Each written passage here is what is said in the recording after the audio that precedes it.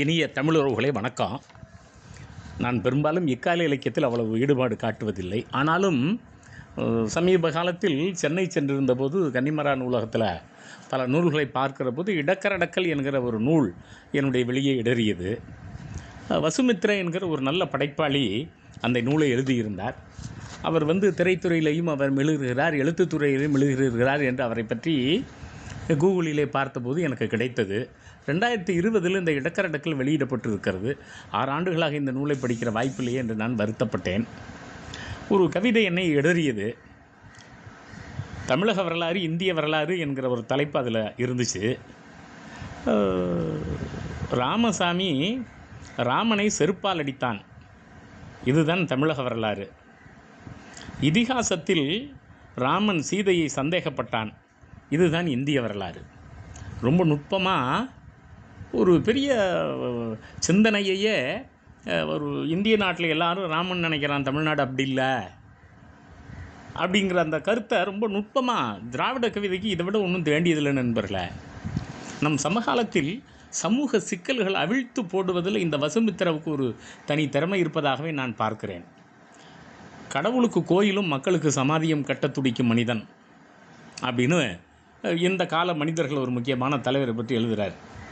பிரதமர் என்று அழைப்பது துன்பகரமானது, அயோக்கியத்தனமானது. அயோத்திக்கு அருகில் அமையப்போகும் அந்த சுடுகாட்டை திறந்து வைப்பது யார்? கடவுளா? 10 தலைகளும் பெரும் பசியோடு இருக்கிறது, கவனம். இந்த இடத்துல 10 தலை என்பது ராவணன், இந்த இடத்துல 10 தலை என்பது திராவிடம், இந்த இடத்துல 10 தலை என்பது ஒடுக்கப்பட்ட மக்கள். என்ன அருமையான படிமம்! ரொம்ப சொல்லுகிற போதே மக்களுக்கு சமாதி, கடவுளுக்கு கோயிலா? எத்தனை ஆயிரம் பேர் இவர்கள் கொன்றார்கள். அப்போ நண்பர்களே, இந்த சமகால கால வரலாற்றை இவ்வளவு சுருக்கமாக வேறு எந்த ஒரு கவிஞனாலையும் சொல்லிவிட முடியாது நண்பர்களே. அவ்வளவு அழகாக வசுமித்ரா கிட்டத்தட்ட இந்த புத்தகத்தை எனக்கு எடுத்தோன்னு கீழே வைக்கவே முடியல. சில புத்தகங்கள் நம்மை உறங்க விடாது, அதுபோல் இந்த இடக்கரடக்கல் என்னை உறங்க விடவே இல்லை நண்பர்களே. ஆமாம், பிச்சைக்காரனை பற்றி எழுதுகிறாரு. பிச்சைக்காரனுக்கு தேசிய கீதம் என்பது நெளிந்த பிச்சைத்தட்டு. என்ன படிமம் நண்பர்களே! அந்த பிச்சைத்தட்டுக்கு மேலே அவனுக்கு ஒன்றும் தெரியாது. அவனுக்கு அதான் ஐயா தேசிய கீதமே, அதில் அவன் தட்டுற பாட்டு தான் என்கிற போது அந்த விளிம்பில் கிடக்கிற பிச்சைக்காரர்களை பற்றி அவர் பார்க்குற அந்த பார்வை. ஆமாம் தோழர்களே, இந்தியா காவி நிற கேக். என்ன படிமம் நண்பர்களே! காவி நிறத்தில் இருக்கக்கூடிய கேக் இது. என்ன செய்து கொண்டிருக்கிறீர்கள்? சகிப்புத்தன்மை என்பதற்கு சிவப்பு நிறம் பொருந்தாது. இந்த நாட்டில் கம்யூனிஸ்டுகளும் சகிப்புத்தன்மையோடு இருக்கிறார்கள், திராவிட இயக்கங்களும் சகிப்புத்தன்மையோடு இருக்கிறது, காங்கிரஸும் அப்படியெல்லாம் அவர் சொல்லலை நண்பர்களே. சகிப்புத்தன்மையாக இருந்தால் அதுக்கு பேர் சிவப்பு நிறம்னு பேர் இல்லை அப்படின்னு சொல்லிட்டு அவர் எழுதுகிற தன்மை. நண்பர்களே, இன்றைக்கி நம்ம எங்கே போனாலும் இந்த ஆதார் கார்டுங்கிறான். அழகாக 4 வரியில் சொல்கிறார் நண்பர்களே. உனது பெயர் என்ன? எனது பெயரை சொல்ல எனக்கு அனுமதி இல்லை. ஆதார் அட்டையை உற்றுப்பார். கருத்த அடிமை. நான் இந்த நாட்டினுடைய கருப்பு தோல் போத்தி இருக்கிற அடிமை. இந்த நாட்டில் எங்கே போனாலும் ஆதார் அட்டை தான். எவன் பேரை கேட்குறான்? வங்கிக்கு போனாலும் ஆதார் கொடுங்குறான். அப்படிலாம் கவிஞர் சொல்லலை. கடன் வேணுமா ஆதார் கார்டு கொடுங்குறான். அது நீங்கள் எங்கே போனாலும் ஆதார் தானே கேட்கிறாள் என்றெல்லாம் அவர் சொல்லவில்லை நண்பர்களே. உனது பெயர் என்ன? எனது பெயரை சொல்ல எனக்கு அனுமதி இல்லை. என்ன உணர்த்து முறை நண்பர்களே! இதை விட ஒரு கருத்தை எளிமையாக உணர்த்த முடியாது. வசுமித்ரா உண்மையிலேயே நம் சமகால சிக்கல்களை பந்தி வைக்கிற மிகச்சிறந்த கவிஞராக இருக்கிறார் நண்பர்களே. கிட்டத்தட்ட அவருடைய கவிதை நூல் என்பது இருக்கிறதே ஆணாதிக்கத்தை சாடுகிறது. அம்மாங்கிற தலைப்பில் 33 கவிதைகளுமே ஆணாதிக்கத்தை சாடுகிற கவிதைகள். கருப்புங்கிற தலைப்பில் 20 கவிதைகள் இந்த சமூகத்தினுடைய அடுக்குமுறை, ஒடுக்குநிலை, திராவிடர்கள், இதை பற்றிய சிந்தனை. பன்றிகளின் தொழுவம்னு சொல்லி அவர் ஜனநாயகத்தை, அரசியலை கேள்வி கேட்டு 122 கவிதை துணுக்குகள் நண்பரில். காஷ்மீர் மக்கள் படுகிற துன்பங்களை 370 35A என்றே தலைப்பு தந்து 27 கவிதைகளில் அவர் ரொம்ப அருமையாக சுட்டி காட்டுறதை பார்க்குறோம். ஆமாம், இடம்பொருள் ஏவல் அப்படிங்கிற தலைப்பில் 11 கவிதைகள். ராமசாமி அறிதல்ங்கிறதுல பெரியாரை பற்றி 26 கவிதை. அம்பேத்கர் அறிதலில் 20 கவிதை. காந்திங்கிற தலைப்பில் 13, கூற்றங்கிற தலைப்பில் 33, 263 துணுக்குகள் நண்பர்களே. அவை ஒவ்வொன்றுமே நம்மை நம்பி போடுகிற, புரட்டி போடுகிற நெருப்பு கவிதைகளாக இருக்கின்றன. ஒரு குழந்தை அம்மாட்ட கேட்குது, அம்மா தாய்நாடு என்பது என்ன? எவ்வளவு பெரிய வெறுப்பு அந்த அம்மா மனசில் இருக்குது பாருங்கள். தகப்பன்களை கொலை செய்து முச்சந்தியில் வீசுவது தான் தாய்நாடுக்குது.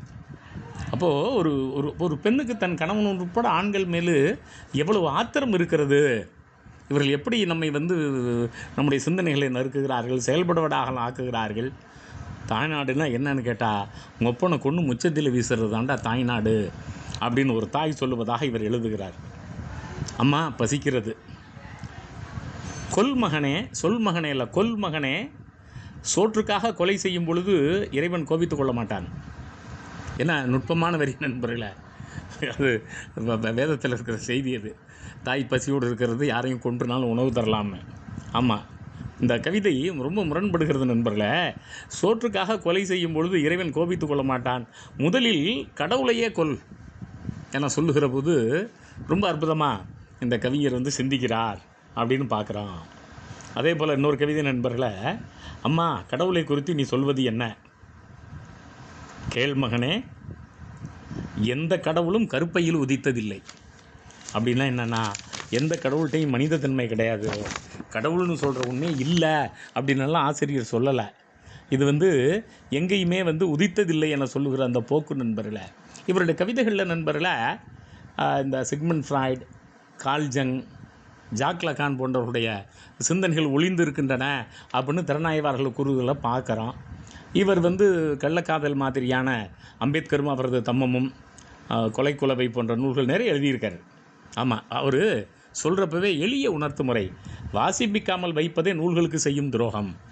புத்தகத்தை வாங்கி நீ வீட்டில் வச்சுருந்தீங்கன்னா அது பெரிய துரோகம்யா, புத்தகத்துக்கு நீ துரோகம் இழைக்கிறாய். நண்பர்களே, இவருடைய நூல்களெல்லாம் 0 டிகிரியும் பணுவலும் வெளியிட்டிருக்கிறது நண்பர்களே. இவர் மிகச்சிறந்த நடிகர் அப்படின்னு குறிப்பிடுகிறார்கள். வில்லன் நடிகராக கிடாரிங்கிற படத்துலையும் அசுரவதம்ங்கிற படத்துலையும் அவர் நடித்திருக்கிறதா அவரை பற்றிய குறிப்பு எனக்கு கிடைக்கிது. நான் அவரை பார்த்ததில்லை, ஆனால் அவருடைய எழுத்து நம்மை புரட்டி போடுகிறது அப்படின்னு சொன்னால் அதில் ஒன்றும் சந்தேகமில்லை நண்பர்களே. நம்முடைய சிந்தனையை புரட்டி போடுகிற கவிதைகள் எழுதுகிற அவர் வல்லவர். காஷ்மீரை பற்றி பேசுகிறப்போ, எனது ஆப்பிள் இரத்த சிவப்பு, ஒரு நல்ல முரண் தன்மையில் எழுதுகிறார் நண்பர்களே. எனது ஆப்பிள் இரத்த சிவப்பு, உறிஞ்சும் இதழ் காவி நிறம். ஒரு மாநிலத்தை உடைச்சாங்கன்னு இந்த கவிதை சொல்லலை, ஜனநாயகத்தை கொலை பண்ணாங்கன்னு சொல்லலை, இஸ்லாமியர்கள் அழிக்கிறாங்கன்னு சொல்லலை. எப்போவுமே ஒரு படைப்பாளி கொஞ்சமாக சொல்லிவிட்டு சுவைஞனை நிறைய சிந்திக்க வைக்கணும். எனது ஆப்பிள் இரத்த சிவப்பு, உறிஞ்சும் இதழ் காவி நிறம். அந்த 370 அந்த 35A சொன்னமே, அந்த அரசியல் சாசனத்தில் இருக்கிற அந்த பிரிவை இவங்க காலி பண்ணாங்களே, அதை ரொம்ப அற்புதமாக இது போன்ற நல்ல 27 கவிதைகளும் ஒன்றையும் வாசிக்கலாம் நண்பர்களே. ஒரு இடத்துல அருமையாக சொல்கிறார் நண்பர்களே, ஈவே ராமசாமிக்கு நான் வைத்த பெயர் ஈவு இரக்கமற்ற ஒழுக்கம். அவன் ரொம்ப ஒழுக்கமாக வாழ்ந்தான், ஈவு இரக்கம் இல்லாமல் எல்லாத்துக்கிட்டையும் ஒழுக்கத்தை வலியுறுத்தினான்.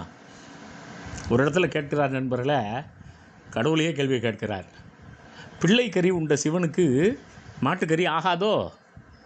சைவமே கூச்சலிட்டு கதறு. நந்தி என்பது என்ன? பசுமாடு தானே என்று அவர் கேட்டு, ஏன்டா மாட்டுக்கறி உங்களுக்கு என்னடா சங்கடம்? அது எப்படி பெத்த குழந்தையே ஒருத்தன் கறி சமைச்சு தரான், அதை சிவபெருமான் திம்பாரான், மாட்டுக்கறி தின்னா அவருக்கு ரொம்ப சொல்லிடுமா? ரொம்ப நண்பர்களே, சில 6 சொற்கள் ஒரு கவிதையை சொல்லுகிறார். காந்தியின் உண்டியலுக்கு பெயர் டாடா பிர்லா. அது ரொம்ப நகைச்சுவையாக இருந்துச்சு நண்பர்களே. கடைசியில் ஒரு பிர்லா மாளிகையில் தான் தங்கியிருந்தாருன்னு நம்ம படிச்சிருக்கிறோம். ஆமாம், இப்போது இந்த குஜராத் கலவரம் 3000-4000 பேர் கொல்லப்பட்டது, இதெல்லாம் அவர் பேசலை. ஆனால் சொல்கிறார் நண்பர்களே, இந்தியாவின் தேசிய விலங்கு புலி, அது அடித்து கொள்கிறது. அதிபர் முதலை கண்ணீர் வடிக்கிறார். மூத்திரம் பிரியும் போது பேசிக்கொண்டிருந்தவனை பெரியார் என்கிறேன் நான். அவர் அறியாமல் மூத்தலம் பிரிஞ்சுக்கிட்டே இருக்குது. ஆனால் அந்த ஆள் கடைசி வரலையும் இந்த சமூகத்துக்கு உழைச்சான், அவனை தான் நாங்கள் பெரியார்னு சொல்கிறோம். அங்கே புலி அடித்து கொள்ளுது, வேடிக்கை பார்த்துக்கிட்டு இருக்கான். கேட்டால் அவனுக்கு அதிபர்னு பேர். எவ்வளோ ஆத்திரம் நண்பர்களே அவருடைய எழுத்தில். அதனால் இவருடைய கவிதைகளை நெருப்பை சுமந்த கவிதைகள்னு சொல்கிறான். சொல்லலாம். இன்னும் கூட ஒரு படி மேலே போகிறார் நண்பர்களே. இந்தியாவின் தேசிய விலங்கு வரிகளை கொண்ட புலி அல்ல. நல்ல நுட்பமாக கவனிக்கணும் நண்பர்களே. இதில் வந்து இப்போ அடுத்த வரி தான் நண்பர்களே. இந்தியாவின் தேசிய விலங்கு பூணூல் அணிந்த பசுன்னு சொல்லலை, பசுங்கிறார். பசுன்னா அமைதியான சுபாவமாக இருக்கும். இது அமைதியாக இருக்க மாதிரி தெரியும், ஆனால் அங்கங்கே பற்ற வச்சுட்டு எல்லாத்தையும் அடிக்க விட்டுரும். இப்படிலாம் அவர் இந்த கவிதையில் சொல்லலை நண்பர்களே. இந்தியாவின் தேசிய விலங்கு புலி அல்ல, பூணூல் அணிந்த பசு என குறிப்பிடுகிறார். அமெரிக்க நாட்டு கவிதைகளில் நிறைய எழுதியிருக்கார். கருப்புங்கிற தலைப்பில் அங்கே இருக்கக்கூடிய நீக்ரோக்களுடைய சிக்கல்களை பேசுகிறார் நண்பர்களே. ஒரு ஒற்றை கவிதை நண்பர்களே. மால்கம் எக்ஸை பற்றி நம்ம நிறைய பேர், இவர் நல்ல வாசிப்பாளர், படைப்பாளி, பலருக்கும் நூல்களை வாங்கி தந்து பாசிக்க பைப்பர்னு தெரிகிறது. இவர் கவிதையை புரிஞ்சுக்கணும்னாவே ஒரு பரந்தப்பட்ட நூல் வாசிப்பு இருக்கணும். நல்ல மால்கம் எக்ஸ் வந்து கருப்பினத்தில் பிறந்தவன், அவனை சுட்டு கொன்றார்கள். அதை என்ன அழகாக உணர்த்துறார் பாருங்கள். சொல் முகமது மால்கம் எக்ஸ், அதை கேட்குறார். சொல் முகமது மால்கம் எக்ஸ் என்பது யார்? நபியின் கோப வடிவம். சுட்டு கொள்ளும்போது அவன் முகத்தில் இயேசுவின் புன்னகை. என்ன உணர்த்து முறை! கொள்கிறாங்க, சிரிக்கிறாயா? இயேசுவனுடைய புன்னகை நான் மால்கம் எக்ஸை சுட்டு கொள்ளும்போது படித்தேன். அப்போ நண்பர்களே, இவர் இந்த வரலாறுகளை படித்து விட்டு வரலாற்று மாந்தர்கள் எப்படியெல்லாம் துயரப்பட்டிருக்கிறார்கள் அப்படிங்கிறத சொல்லாமல் சொல்லும்போது இவருடைய கவிதைகளை மீண்டும் மீண்டும் நம்மை வாசிக்க தூண்டுகின்றன நண்பர்களே. அம்பேத்கர் அறிதல் 22 கவிதை நண்பர்களே. இவரை பற்றி படிக்கிறப்போ இந்த நிறைய விமர்சனங்கள் வந்தன. இப்போ தலித்துகள் கூட அம்பேத்கரிஸ்ட் கூட அவரை திட்டுறாங்கன்னு சொன்னாங்க. இந்த கவிதையை படிக்கும்போது தெரிகிறது நண்பர்களே. அம்பேத்கர், நீங்கள் துதிக்கை சுழற்றி அடிக்கும் யானையாமே. அந்த கவிதையை பாருங்கள். துதிக்கையால் சுழற்றி அடிக்கிறாமே சாதியத்தை, துதிக்கையால் சுழட்டி அடிக்கிறாமே பிராமணியத்தை, துதிக்கையால் சுழட்டி அடிக்கிறாமே ஆதிக்கத்தை. அதான் நண்பர்கள் இந்த 4 சொற்கள் சொல்கிறது. ஆமாம், உடனே அம்பேத்கர் பதில் சொல்கிறார். வருத்தப்படுகிறேன் நண்ப, என்னை வைத்து பிச்சை எடுக்கிறார்கள். நம்ம ஊரில் யானை வச்சுக்கிட்டு பிச்சை எடுக்கிறான், அதை பார்க்குறாரு. அம்பேத்கர் பேரை சொல்லிக்கிட்டு 2 சீட்டுக்கும் 1 சீட்டுக்கும் பிச்சை எடுக்கிறாங்களே அப்படின்னு இந்த கவிதை சொல்லலை. அம்பேத்கரிஸ்டுகள் வந்து மற்ற ஜனநாயக இயக்கங்களில் போய் நிற்கிறார்களே அப்படின்னு அவருக்கு அந்த ஆத்திரம். ஆமாம், அந்த ஆத்திரத்தில் சொல்கிறார் நண்பர்களே, நீங்கள் துதிக்கையால் சுழற்சி அடிக்கும் யானையாம். இல்லை நண்பா, என்னை வைத்து இவர்கள் பிச்சை எடுக்கிறார்கள் என சொல்லுகிற போது மிக குறைந்த வரிகளில் உணர்த்துகிற முறை நண்பர்களே. கைத்தடி எதற்கு ராமசாமி? கடவுளை சாத்தும்போது வசமாக சாத்த வேண்டும். இல்லை, இந்த 3 வரியையும் நம்ம படிக்கிறப்பவே நமக்கு ரொம்ப நுட்பமாக, பார்ப்பனர்களை வெறுக்க வேறு ஏதும் சொந்த காரணங்கள் உண்டா வினால் அந்த கேள்வியை கேட்டுட்டு சொல்கிறார் நண்பர்களே. என் சொந்தங்கள் கருத்த உடலோடு தள்ளி நிற்பது தான். எனக்கு பர்சனலாக அவங்க மேலே ஒன்றுமில்லைன்னா அவர் சொல்லலை. வேறு எதுவும் சொந்த காரணங்கள் உண்டா? ஏன்னா என் சொந்த காரணம் கருப்பாக இருக்கான்னு தள்ளி நிற்க வைக்கிறான். இதை விட வேறு என்ன வேணும்?